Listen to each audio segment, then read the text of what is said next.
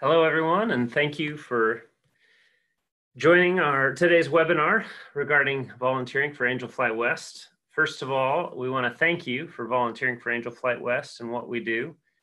For those of you who don't know me, my name's Josh Olson. I started out as a volunteer at Angel Flight West, working in advertising and the entertainment industry, and being the son of having a father and grandfather who both flew in the Air Force and always loving aviation. When I found out what Angel Flight did, I quickly fell in love with the mission, and like you, wanted to volunteer. And then that quickly fell into a situation where I wanted to do more and more, and began working for Angel Flight West. That was a little over 15 years ago. I've been executive director now for the past 5 years, and every day I'm inspired by our volunteers and the patients we serve. As you may know, we serve patients that need to get to and from healthcare. We also do other things like disaster relief, or in times like these, crisis relief. We fly kids to and from special needs camp and a host of other things that we'll get into a little bit today. We think that you'll find this the most rewarding type of flying that you've done. And we're really excited to meet you in person, hopefully one day. And with everything going on, we just thank you for your heart to volunteer during this time. And there's a lot to process between the pandemic, the protests, economic turmoil, you name it. But we're really fortunate to be part of that solution and working toward it. And we're really grateful to have you as part of the Angel Flight West family. We are going to take you through a webinar today. But before we get through that, I want you to look down at the bottom of your screen. For those of you who aren't familiar to Zoom during the pandemic, I'm sure most of you have become well too familiar with it. But if you look down at the bottom, there's a Q&A button down there. You're going to meet our staff, some of our staff today. Again, my name's Josh. We'll have one of our mission coordinators and volunteer services manager, John Jarabek. Our Director of Outreach, Ivan Martinez, and one of our longtime non-pilot volunteers, Joanne Bratton, will be speaking. We also have our CTO, the person that's in charge of the platform that you signed up on, that you'll sign up for missions, that you'll go through your orientation, etc. Stefan Fopiano, he'll be answering questions there too. So please, at any time, drop a question into that Q&A. I'd also encourage you to open the chat window. That's the middle button there. We'll be sharing some links and other things. You've probably already seen some of those pop up in terms of when we're starting, etc. But some resources and links will be available there. And this is also being recorded, so you can access this at a later time if you've forgotten something or want to recall it. And if we don't get to all the questions in the time we have allotted, we will answer those offline and follow up with email as well. So don't be shy and ask away, because that's really the point of today's webinar. So I'll go ahead and just kind of go over an overview and then tell you a little bit about the current state of Angel Flight West. And then we will get into specifically how to find your volunteer opportunities. And then, like I said, we'll have some time for questions at the end. But our goal today is really to help you complete your orientation and find out and get you involved in the way you want to get involved with Angel Flight. So thanks again. And we hope to achieve that goal with each of you today. So in terms of current situation, I touched on it briefly. Angel Flight West has been designated as an essential service throughout the pandemic. So we have the ability to continue to operate. Our staff has been remote during the pandemic. And as I alluded to earlier, we rely on a database that manages our workflow. So we've been fortunate to be able to do that. We did fly under essential services during the beginning of the pandemic, but during the spike, our board of directors elected to pause our volunteer flown passenger flights. And we announced this week that we are resuming those next week under some different guidance. So as you see there on your slides, I mentioned some of those other flights like special needs kids flying to and from treatment. We fly domestic violence survivors. We fly folks that are traveling to see loved ones and have other kind of compelling needs. We're limiting our flights as we resume these volunteer flown passenger flights to those that are deemed essential by our healthcare partners, the ones that we request. And for those of you who don't know, We vet all of our passengers through a healthcare provider to make sure they're ambulatory and medically stable, that they're okay to fly on a small non-pressurized aircraft, that they don't have a medical condition that would affect the safety of the flight, that they have some sort of financial need or other compelling consideration, since the resources that our volunteers are donating are at no cost. We want to make sure that we can use those the best way. So that screening process will be enhanced by our team, and they'll be asking questions around COVID-19 and some other additional questions to make sure that the safety of our volunteers and passengers are appropriate, and we're mitigating the risk as much as possible. And then the same thing on the volunteer side, we've provided a lot of resources. We're fortunate to have an infectious disease expert and a safety officer that's helped us guide through this process. And we've listed all those mitigation procedures, et cetera. You can see that link at the bottom. And then I'd encourage you to look through some of the frequently asked questions and review our webinars if you haven't seen them already, where we talk with that infectious disease expert, et cetera, and how specifically it affects our operating environment, namely small airplanes and small cars in the case of for our Earth Angel volunteers. And all those resources and documents are available there, and that's on our website as well. And that's the specific link there listed. So that is our current situation. We can get into some of those questions later if you have further questions about them. But I also just wanted to briefly touch a little bit on how Angel Flight works, so you can get the perspective of it takes a village to do what we do, and the most important part of that village is our volunteers. And this kind of paints the other picture of the village. So as you likely know, Angel Flight West is a 501c3. So we have a board of directors that sets policy and guidance and fiduciary responsibility for the organization. I mentioned I'm the executive director, and then my direct reports consist of the following. We have a director of mission operations. Her name is Sherry Simarusti. She has a mission coordination team that you see there, and you'll hear a lot from them: email, text, and phone. The one that you've probably heard the most from, and you'll hear from a little bit, his name is John Jerabak. He's in charge of our volunteer services. The other coordinators' names are Anne, Alejandro, and Isabel. And then throughout the year, we often will have a coordination team intern that you might get to know as well. Our director of development is Mary Hunter. So she's in charge of our fundraising, and she has a team of grant writers led by Kathleen Masser and her team of development associates, Carolyn and Henny. They are in charge of raising funds so that we can make this platform available. At Angel Flight, our budget is about $1.5 million, and all that cost is just technology, space, and staff. And for every dollar that we raise in funds, we've got $7 that are donated in kind by our generous volunteers and our commercial airline partners. So that's how we operate as a platform, and I'll get into that in a little bit. We have a director of outreach that does the outreach to our volunteers and to our healthcare community. So in a traditional business, supply and demand, our demand is transportation to healthcare, or for those other reasons I mentioned earlier. And our supply is our volunteers, and we do have some commercial airline partners that donate as well to get those folks to and from. So Ivan Martinez is our director of outreach. That's his job. Along with our volunteer wing leadership team. You'll meet one of those members later named Joanne. And we've got some copywriters and so forth that, some of you may have signed up through social media or other place. Those are ads placed by Ivan and his team. We do have a CFO that we contract with that gives partial time for CFO, but most of the time for bookkeeper, just doing the general business stuff. We do have a CTO. His name is Stefan Fopiano. He's on the call and available for questions. He manages the open source software that we create, and we now share with about 14 other volunteer pilot organizations, and that arranges through an app and through a website our flight services. And we have a safety officer. Safety is our top priority here at Angel Flight. His name is Rich Pickett, and he manages what we have created as a SMS system for Angel Flight West to make sure that the pilot in command, which if you're a pilot volunteer, that'll be you, or if you're an Earth Angel, you're piloting your car, that's you too.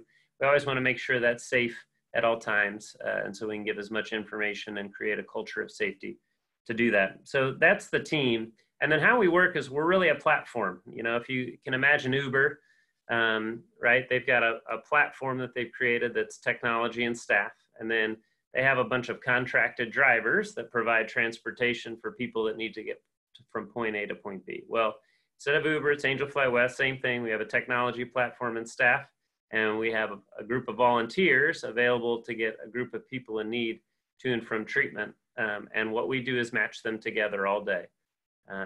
Angel Flight flies a little over 5,000 flights a year. So, you know, we're doing that 15 to 20 times per day and available at any step of that process for both the patient and the pilot. And, you know, when you call Angel Flight or email Angel Flight, you know, you don't get some automated system or, you know, in the case of Uber, someone trying to answer your question with a bunch of frequently asked questions. You get someone live that wants to help. And so we encourage you to do that at all times. And one of those people that you've probably already heard from, John Jarabek, I'll introduce now. John is going to talk you through a little bit of the volunteer opportunities and how to complete your orientation and answer some of those questions. So John, I'll turn it over to you, and thank you again all for viewing. Thank you, Josh, very much. And welcome, everyone. My name is John Jarabek. I am part of the mission operations team led by Sherry. And part of what I do is focus on helping new volunteers get oriented and just step through that process. And I'm here to answer any questions you might have Monday through Friday from 8:30 a.m. to 4:30 p.m. And feel free to reach out by phone at 310-390-2958. The number's on the website in multiple places. So starting with the types of volunteer opportunities that we have, of course, the number one is to fly with Angel Flight West. So the requirements for what we can call command pilot status is dependent on the type of pilot certificate that you have. But basically speaking, if you're a private pilot, 250 hours PIC time, along with 75 hours cross-country time is the minimum. And really, as you know, Josh mentioned and I've mentioned, the critical part of that process is just completing the online orientation. The online orientation takes about an hour to an hour and a half to complete. There are about 3 modules, a couple of tests, and a document upload at the end of the process. It's an online course. It's completely self-paced, so you can start this afternoon and finish up on Sunday or however you choose to do it. It's located at training.angelflightwest.org. There are also links to the training on the website once you have an account set up on the top menu and down the left-hand side. So if you have any questions about the online orientation, I'm your resource, and I'm very happy to help you in a way that I can. And most of all, we need you. Next slide is about the next most common opportunity or popular opportunity to volunteer, and that's if you wish to drive as an Earth Angel. And maybe Joanne can speak to this a little bit later when she's participating as well. But basically, it's the same sort of idea. You complete your orientation online. It takes about an hour. And at the end of both the command pilot orientation and the Earth Angel orientation, once I review your coursework and documentation, you're then able to request missions, be they missions to fly or missions to drive.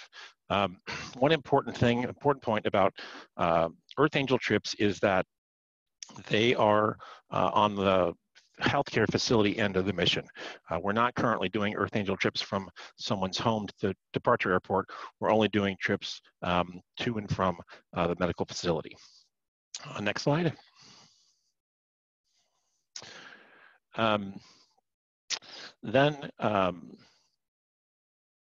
Actually, I think this is where I hand off to Ivan. So next up, we're going to have, oh wait, there it is.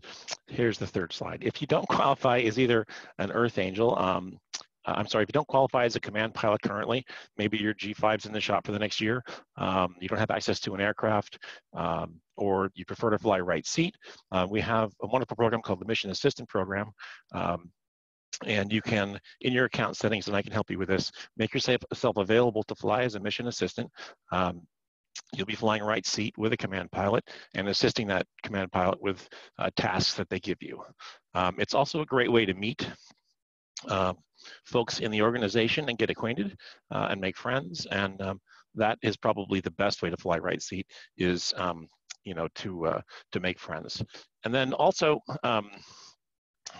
if you have signed up to be a command pilot and you don't qualify for some reason, or an Earth Angel, and you don't wish to complete the orientation, please let me know, reach out, and that way I can turn off the reminder emails for you. And most of all, keep in touch with the entire Mission Ops team. We're here to help you, and we're available Monday through Friday. And if you have any questions about how we create routes, or can we switch to a different airport, or anything like that, please go ahead and reach out. Next up is going to be Ivan, who's our Director of Outreach. So Ivan, take it away. Hey everyone, thanks so much for joining us. Thank you for signing up to volunteer, and welcome to the Angel Flight West family. My name is Ivan Martinez. I lead the outreach efforts here at Angel Flight West. So I get to work with volunteers such as yourself to reach out to medical providers, social service providers, new pilots, and let them know, bring awareness to Angel Flight and what we're doing and how we can help bridge that gap of transportation for medical patients. So we'll go over some additional volunteer opportunities with Angel Flight. I'll have Joanne talk about outreach at the end, but we'll start off with being an office volunteer or staff support volunteer. So if you're local to Santa Monica, you're always welcome to volunteer at the office. Just note that due to the COVID-19 situation, the staff is working from home. And so currently we're not seeing our volunteers, and we miss seeing them at the office, but we're hoping that that returns soon. When we do, and if you are interested in coming into the office, we'd love to have you. The duties include, helping the operations staff with day-to-day needs, mostly filling the missions that need to be covered. So making calls to pilots, reaching out to other volunteers, anything that needs to be done to get those missions filled. We do try to match your skills or interests with other projects that we may have going on at Angel Flight. So for example, if you're a social media guru, or you have a marketing background, we can definitely use your skills to needs that we have. So we'd love to do that and tailor a project to get you involved. So there are some remote volunteer opportunities. So if, while the staff is working remotely, we can have certain opportunities like social media to become involved with, things you can do from home. If you're interested in any of those, feel free to shoot me an email or shoot the staff an email. You can see my email over at the chat panel, so you'll have it there. And you'll be joining a fun, friendly, and really hardworking group of people. I'm sure you'll enjoy it. And if you ask any of the other volunteers, they'll let you know we're not a bad group. So we welcome you to come in. Next slide, please, Henny. So getting to the wing leadership team. Now, what exactly is a wing leadership team? Well, as you know, Angel Flight West covers the 12 Western states. So we're essentially serving about the western half of the country. So it's a pretty large geographic area that we're providing services to. And the only way we can do that is with the support and dedication of volunteers such as yourself. And we're organized into what we call wings. So each state is its own wing, with the exception of California, which is split into two. You have Northern and Southern California, just due to the pilot base and the population there. So we have 13 wings. Each of those wings is run by a wing leadership team. And the purpose of the wing is really to provide the organization and support of our mission in that specific state or in that specific area.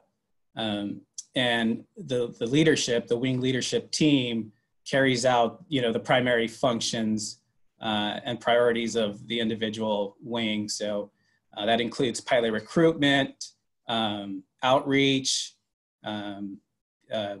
event gatherings, whatever the case may be. That's where the wing leadership team comes in and leads, the specific wing. And so it's a great way to get involved, especially if you're not a pilot. You can definitely gain a lot of hands-on experience and work this way, and work with a team to get our mission across. And so each wing is led by a wing leader who kind of oversees the communication and connection between the office and the wing. And so if we can go to the next slide, we'll see a breakdown chart of what a wing leadership team might look like. Now, keep in mind, this doesn't apply to every wing necessarily. This is just an example, and that's, again, due to the fact that every wing is different. What applies to Montana might not be the same to Southern California. Every wing has, priorities and different needs. And so some of this may be tailored, but overall, the wing leadership team, again, is led by a wing leader. We recommend, or we ask, that there are area leaders area leaders are sort of the representative of a certain city or geographic area that can help with the duties, whatever the case may be. So pilot recruitment, can do a presentation to one of the local hospitals or medical facilities. And so that's kind of the role of the area leader. Every wing has a safety officer who works closely with the organization safety officer, who is Rich Pickett. If you are interested in safety, you can reach out to Rich, and we'll ask Kenny to put his email or contact in the chat panel there. Chief Mentor Pilot is another volunteer role. He works with other mentor pilots to onboard new volunteer pilots, get them through orientation, acquainted, and hopefully flying their first mission. And so if you're a pilot, we do ask that you have some experience already with Angel Flight, so a couple missions flown and having been part of the organization for a while. But if that's something you're interested in, once you do have a couple of flights under your belt, then definitely reach out as well. There's the Earth Angel coordinator role as well, who helps us recruit new Earth Angels, helps the operations team with any Earth Angel needs, and just works with our ground crew and leads those needs as well. And finally, we'll get into outreach coordinators, which are a really important part of Angel Flight and how we get our services out there. And so I'll let Joanne take it from here, introduce herself. She's one of our outreach superstars, and so she can tell you a lot more than I can. So Joanne. Thanks, Ivan. Well, welcome everybody. And I think Josh said earlier that this would be the greatest volunteer opportunity you've ever had. And I would agree with that. My husband and I have been volunteering with Angel Flight for, over 15 years now. So outreach, the main role of outreach is to connect what we can do with the healthcare community. And what we have found is generally it's the social workers and the care managers or the case managers, because those are the folks who know what their patients need. So that's our target audience, if you will. So as an outreach coordinator, you contact hospitals, you contact clinics, potentially you go to conferences. And if you're sitting there thinking, holy moly, how am I going to do that? Ivan actually has a great set of tools to help you. We have cheat sheets and, excuse me, slide decks. And there are several of us. There's a board member and myself, and we have an outreach committee that is willing to help you if you're new to it, so that we can help you get through the process. And it's amazing. I've made presentations, and 3 years later, I've gotten a phone call. So it takes time to build up the awareness with the hospitals and the medical folks. And I think the hardest part is convincing them that there isn't a catch, that it's absolutely free for everybody. So that's what outreach is about. Ivan, is there anything else you want me to cover?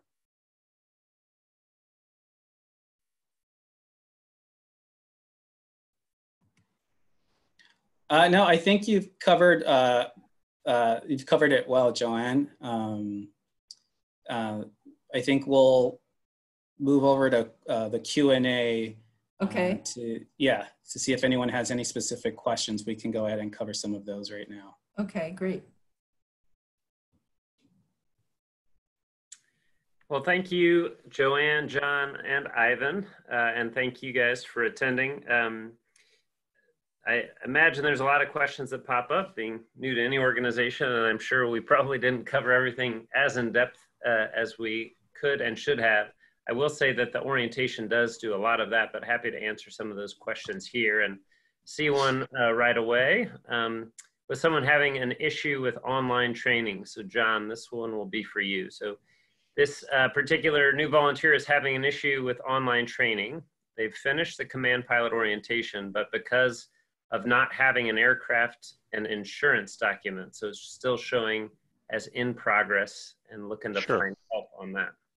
Sure. So in order to achieve command pilot status, there are a list of minimum requirements on our support site, but basically to be a command pilot, you have to have access to an aircraft and meet the minimum insurance requirements for liability, which are $500,000 per incident and $100,000 per seat.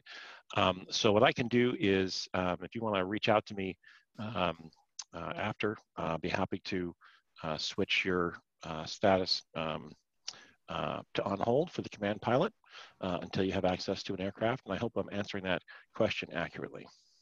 Yeah, and John or Henny or someone, if you could just type John's email in the chat for folks to contact with some of these questions directly. That way we can handle them for each individual attendee. So thank you for that question. Polina Spivak, thank you for your question. Lots of images that you see on Angel Flight videos and website show bigger airplanes. Is a 4-person aircraft enough? Yes, absolutely. So it's sort of a self-defeating process to have photographers and or videographers travel along with airplanes. And as you can imagine, when you're having a family in the back, it requires a larger aircraft to do that to accommodate all the other people. So by and large, a lot of the aircrafts you see in our videos and photos are larger for that reason. But about approximately 70 to 75% of our aircraft are single engine 4-seat airplanes. So that's the majority of our volunteer pilots. When you, again, you'll learn this in the orientation, but when you're through, or if you've seen our missions available list, it lists the number of people traveling, where they're traveling to and from, timing, etc. So for each volunteer, that's the decision-making process you go when you get those either by email or you're logging onto the website or you're getting them through the app. You're seeing, if it's one person, going from, let's say, rural Colorado to Denver, if you're a Colorado-based pilot, you're going to make all those considerations. What's the weather going to be like over the mountains? What's the weight and balance in my particular plane? What's my timing availability, et cetera? So we give you all the information, but we default to you as the expert in your plane with your personal minimums. We'll never ask you to go over those, and we'll cancel at any time if those change, even after you've signed up, and you react accordingly. Now, sometimes I will say there are people that might be a little bit heavier, or maybe it's a mom traveling with 2 kids, or a mom and dad traveling with 1 child, where the space and weight constrictions of an airplane, may disqualify a smaller 4-seat aircraft. But there's plenty of flights that are just single passengers too, that you can navigate. And in certain areas, we'll do like blood and supply flights that could be done in a 2-seat aircraft. So that's how it works. And by the way, we let all of the passengers know that up front when we vet in our screening process. When we vet, we tell them, this is the pool of volunteers that we have available. As you start adding more people and more weight, that pool starts to shrink significantly. The same thing with distances. The longer the distance, typically the harder it is for us to secure volunteers. So they're made known that ahead of time. But with that said, we're dealing with a patient population that many of which have never flown on an airplane before, or have chemo brain, or from lower socioeconomic levels. So we always encourage the pilots to remind them of that too, in terms of limiting baggage and luggage and those types of things that we do during the screening process. But that repetitive message is important so that they get it, especially if it's their first time flying. So I hope that answers that question, Paulina. I also have an offline question. I guess the best one would this be for John. So John, this is asking, can a pilot also volunteer to be an Earth Angel? Yes, great question. So as a command pilot, you are also automatically able to do request and drive Earth Angel missions. The waiver process is very similar. The request process is identical. So yes, if it works for you, and let's say you're flying from California Central Valley into Palo Alto, maybe is a popular busy route, and you get to, maybe you're based at Palo Alto and your car's there, and you can bring the passenger over to Lucille Packard Children's Hospital or wherever the location might be. Yes, that's absolutely something you can do, and you actually get mission credit for that as well. Great, thanks, John. Thanks for the question. Another anonymous question. Will there be an in-person orientation? So I can go ahead and handle this one. So currently there's not an in-person orientation. We are working on a webinar form like this that can be in person. Just to give you a little background, when Angel Flight was first started, there was actually a fly-along type of check ride for Angel Flight that got switched to just an in-person meeting with a qualified, what we called orientation pilot. Because the number of volunteers we were getting about 5 years ago, and not being able to control the message and quality of the message that was going out, and for ease for our volunteers that are located all over, and sometimes difficult to do that in-person orientation, we switched to the online orientation to make it easier and to kind of systematize it, if you will, to help us with the increase in volunteers. And we recognize that some people prefer in-person like this and be able to have real-time questions answered and so forth. So we are working on one, but it's currently not available. We plan to have that up with our safety officer, Rich Pickett, that I mentioned earlier, and some of our other wing volunteers that could do those type of orientations. But as John mentioned, there are several documents and so forth that we require be uploaded for review and that kind of thing, which also lends itself to that online orientation. So the answer is not yet, but planning on it. But in the meantime, the online is the way to complete it. Another question from Paulina. Thanks, Paulina, for the additional question. So she asks, along the same line, if she's based at Reed Hillview Airport, is it easier for her to fly someone to Reed Hillview, and if I'm able to drive them to Lucille Packard since my car is there? Is that possible to do? John, you want to go ahead and take that one? Yeah, that's a great question. The answer is yes, and a qualified yes, because it talks to how flexible we can be for as far as routing and such. So the mission operations team is is here to help you address those situations. So, for example, it's a perfect situation. We might have a route built out flying into Palo Alto, and the command pilot is based at a nearby airport. So yes, give the mission ops team a call or an email and say, hey, I'd love to take this mission. Can we come into Reed Hillview instead of Palo Alto, and I'll take care of the ground transportation. So absolutely yes, we can. The mission operations team is here to help you find and fly missions, and that can mean changing dates. It can be changing arrival times or departure times, depending on what the situation with the passenger's appointment is. And so we are make ourselves available to help you get those changes done to routes if it's possible. I hope that was clear. Yeah, thanks, John. Here's a question for Ivan. Since you guys are remote, is there any way I can volunteer from home for some of the traditional office volunteer opportunities? Yeah, so there are a few. I mentioned earlier our social media. I'd be happy to jump on a Zoom call or guide you through how to access our photos, what kind of content we use, the messaging. And so that's one example. Some of the traditional office opportunities might be a little bit more challenging due to the lack of training from the operations team that's available. But shoot me an email, and then we can talk a little bit more of what you're interested in and how we can match that with some of the needs that we might have going on. So happy to chat a little bit more on that offline. Great, thanks, Ivan. From Eleazar Jimenez, John, I'll let you take this one. I have all my documents in. When can I start requesting missions? As soon as I'm done with the webinar and can review them. So as John said, yes, you can start requesting. As I open the webinar, I mentioned that we had taken down the ability to request the passenger flights from the website as to not confuse our volunteer membership about which flights we can and can't fly.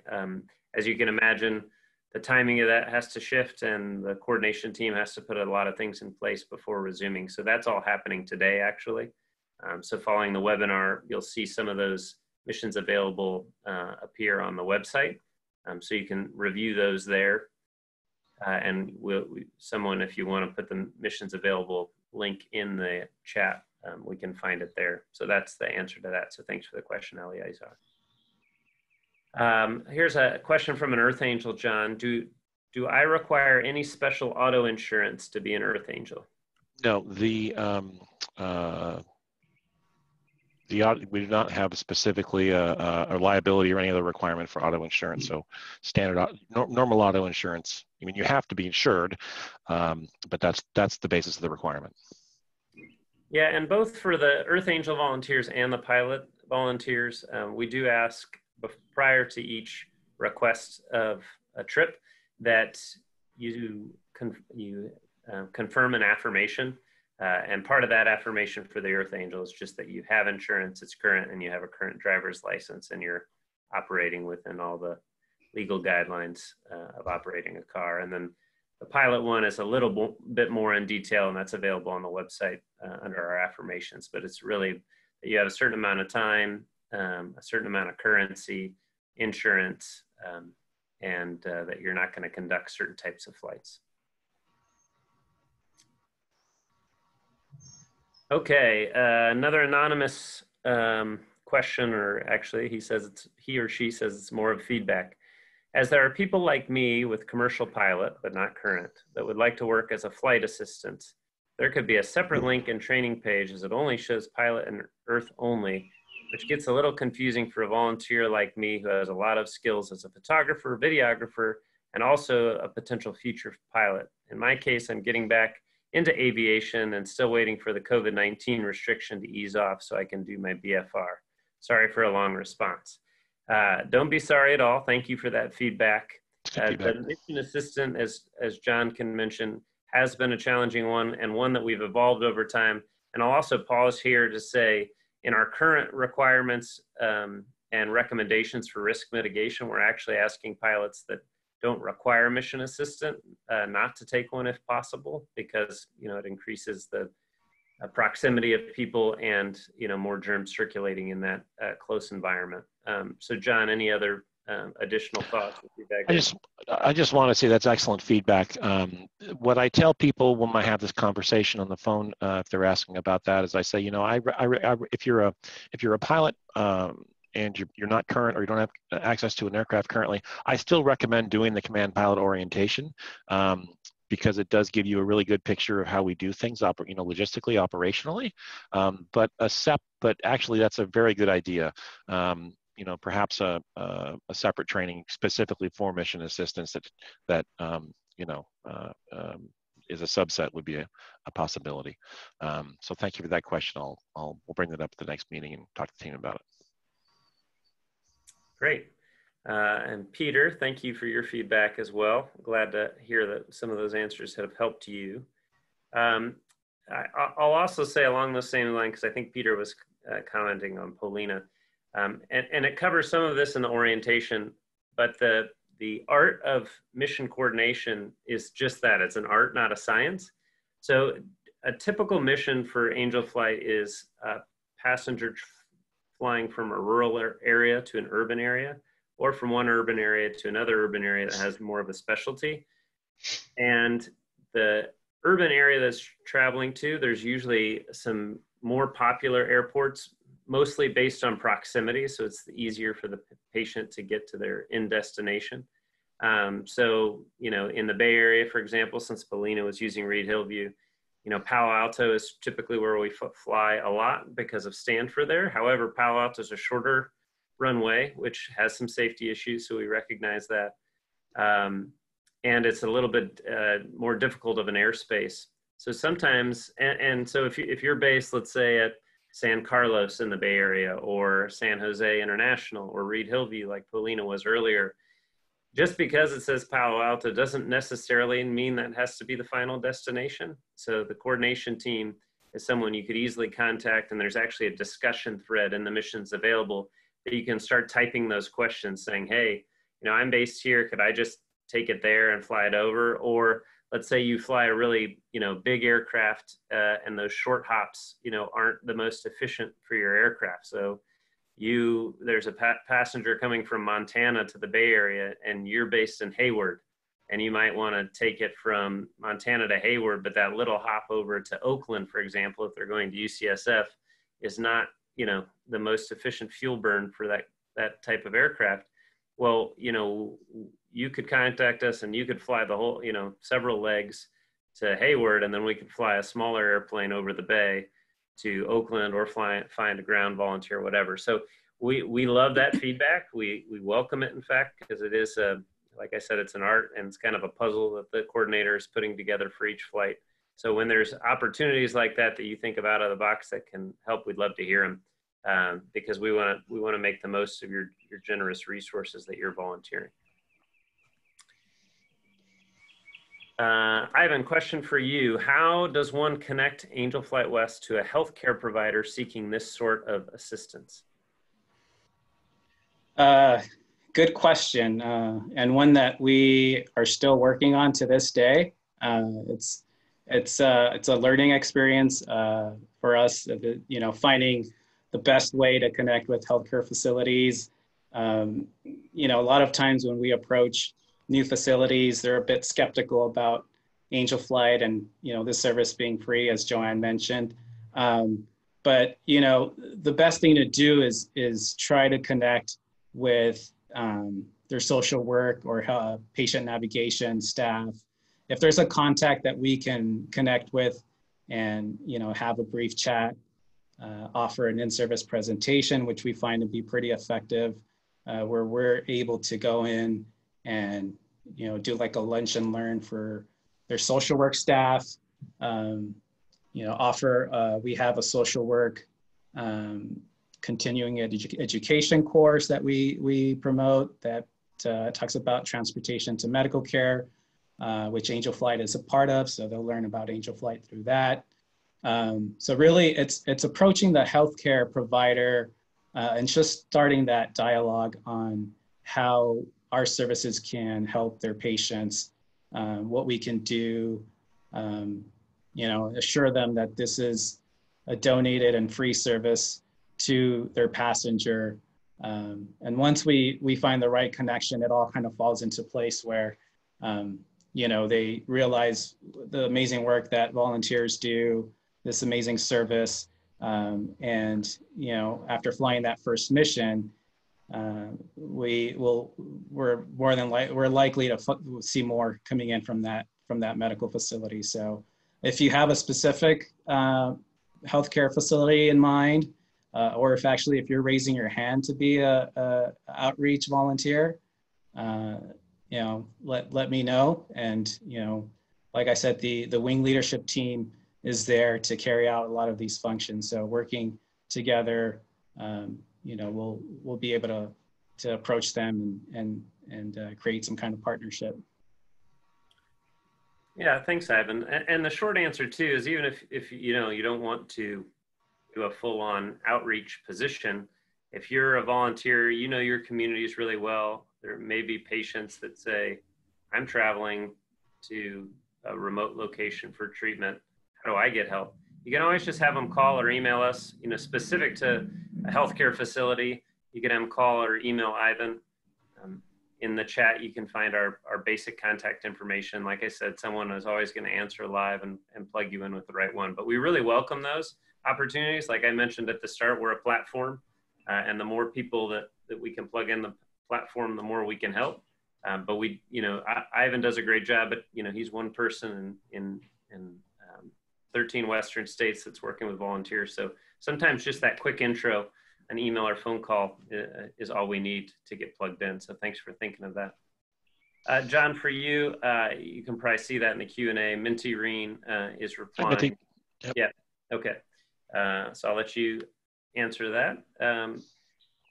Question for Joanne. How much time do you find yourself doing outreach?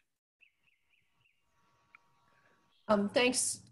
It depends on we usually do it in spurts. So some months it might be 2 or 3 hours, and another month it might be nothing.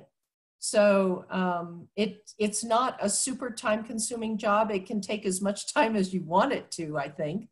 But in general, I would say if you plan, 5 hours a month, that would probably be plenty. And it also depends on whether there's been somebody else doing outreach in your wing.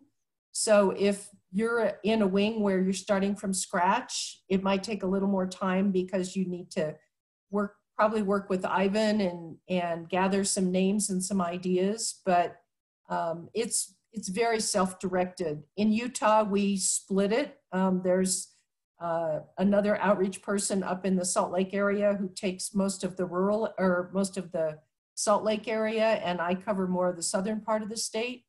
So I think it would be up to you, and you could work with Ivan to see what's needed in your wing. Great, thanks, Joanne. And Joanne, could you touch a little bit on some of the connections that you've made for Angel Flight and how that happened? Sure. One of the great connections, I think, is Utah has a program at the Southern Utah University of Art or Southern Utah University for rural health scholars. So these are pre-med students. So that person has connected me with, the person who's in charge of that has connected me with a lot of clinics and a lot of clinics, and then also with some people that were doing crisis flights now for the Navajo Nation. I apologize, my phone is ringing and there's nothing I can do about it since my husband won't answer the phone. And then I've also explored, like each state has a hospital association. And so you can contact them to see if they have a newsletter and get information about Angel Flight into the newsletter out to the social workers. I watch social media and see if somebody's saying they're having health problems and they need to, you know, can somebody help me fly to XYZ? And sometimes I'll just contact them offline and say, hey, get in touch with Angel Flight. Here's our website. They might be able to help you. So I think a lot of it is being aware of what's going on in your community. Does that answer your question, Josh? Yeah, that's perfect. Thanks so much. Okay. We do have a few more minutes if there's any other questions and answers. I'll take this time to address some frequently asked questions of us. So one of the biggest concerns typically with a new volunteer is, you know, I've never flown or driven with someone else in my aircraft that I didn't know, like, what do I expect? Is there someone that's going to be, you know, getting sick in the back of the airplane? Are they, you know, am I going to have to lift them in and out of the airplane, that kind of thing? And the answer to that is, what typically happens is, you know, I mentioned earlier, some people have varied levels of experience with flying, oftentimes coming to an urban area, navigating an urban environment. So having someone that's able to fly and drive them is a huge weight off their shoulders. So as you can imagine, when you or a family member are diagnosed with a major illness that requires, you know, some major treatment, it can be an overwhelming situation. One, just the news of that happening and, you know, your life potentially being threatened. Two, you have to navigate the healthcare system and the finances associated with it. You know, you've got your life that you're trying to balance at home and traveling to treatment. And the really beautiful thing about Angel Flight and the feedback we get from patients all the time is, you know, one of the biggest stressors for them is arranging that travel back and forth, right? So if you don't have the finances, if you're immune compromised, if you live in a geographic area that makes that difficult, you know, trying to drive yourself while having to pull over every so often to throw up because of your chemo, or, you know, trying to arrange friends to do these, you know, 8-hour drives back and forth all the time, that can become really overwhelming. So what we do is we just really remove that barrier. And that is really meaningful for folks that, you know, are overwhelmed by all this other stuff. And how do I get there? Where do I stay? You know, what's going to happen, et cetera. They can just focus on the health and healing component of it. So that's really the value that we're bringing. And it's also the thing that's going to make you feel like $1 million when you meet these patients and volunteer with them, that you get to do something that you love and help them on a one-to-one basis and take that away. So what that usually looks like is it's not really different than driving someone or flying someone that you know. All the patients are medically stable and ambulatory. Some are a little frail, so they will need some help getting in and out of an aircraft, but definitely not carrying them in and out, that type of thing. You know, some of them are nervous. It just needs some assurances on how things work. And, you know, if you're a pilot and you're going through your checklist, you know, let them know, like, I do this every time to make sure the plane is safe as possible, you know, and just educate them a little bit. So typically what happens though, is if they're traveling if they're a repeat passenger, which we have a lot of, because some people's illnesses are such that they need to go every few weeks or every month or whatever. They're pros. They know how the planes work. They know how the system works. You know, it's pretty much a non-event. And that, I would say, is probably 60 to 75% of your trips. For the other ones, the passenger on the way to treatment is typically pretty talkative. So, you know, feel free to use the isolate and the sterile cockpit whenever needed. And then on the way back, they typically get in your plane or your car and they sleep. They're exhausted. And so that's really, you know, what it looks like. And we arrange everything as a one-way trip. So, you know, most of our volunteers are based in urban areas. So when they're going to pick up a passenger, they're often flying empty there and then picking up the passenger and coming back. Although we love to try to coordinate those so there's no empty legs, and we'll continue to work that. And then vice versa on the way back. And it's typically 2 separate volunteers. So that's another frequently asked question. Do I have to stick around and wait for the passenger to go back? No, everything we arrange as a one-way trip. to try to maximize your time. And then that timing too is discussed between the patient, the volunteer pilot, the volunteer driver, and sometimes Angel Flight to schedule and coordinate those times so everyone knows when and where they need to be and what time. So that's, those are a couple of frequently asked questions. We just have a couple minutes. If there's any other questions, or I'll invite any other panelists if you have any final thoughts or things that you wanted to address and forgot. I'll just say one thing, Josh. You just touched on it, and that is you talked about if you have a larger aircraft, and maybe it's not maybe you want to take that flight from Montana into the Bay Area because it's multiple legs. I just wanted to say that when we build out these routes, we're building out routes no longer than 900 miles. And the mission legs themselves are never any longer than 300 miles. So it kind of speaks to the way that we address the fleet mix of our volunteers, with everything from somebody flying a 150 to do a blood run on up. So and the 4-seat single engine piston are sort of the bread and butter of what happens of the planes that are flying every day. That's right. Thanks, John. Ivan or Joanne, any final thoughts? I don't think so. Nope, think we're all set. Yeah. Stefan or Henny, our invisible panelists, anything you guys would like to share or answer from a technology standpoint or otherwise? I'd just like to thank you for volunteering and welcome. I'll take that plug for Stefan, actually. In our site, we call it AFIDS, Angel Flight Information Database System. There's opportunity to provide feedback or bugs if they are there. And we rely so heavily on that, we encourage that. Any suggestions you have for the site as you get into it, and I've seen a couple already with the orientation process, please let us know. We're always trying to improve that to make it as easy as possible for our volunteers. And we know you signed up because you want to volunteer, not because you want to fill out a bunch of paperwork. So we want to make that as efficient as possible. Obviously we've got some guidelines and criteria that, our board of directors and others have put in place to make sure that, we're doing our due diligence and operating as safely as possible. So that's part of that. And then also we want to make sure that you know how to use the system as well. So the majority of that orientation is the training on the system itself. But the more feedback we get there, the better. So please keep that coming.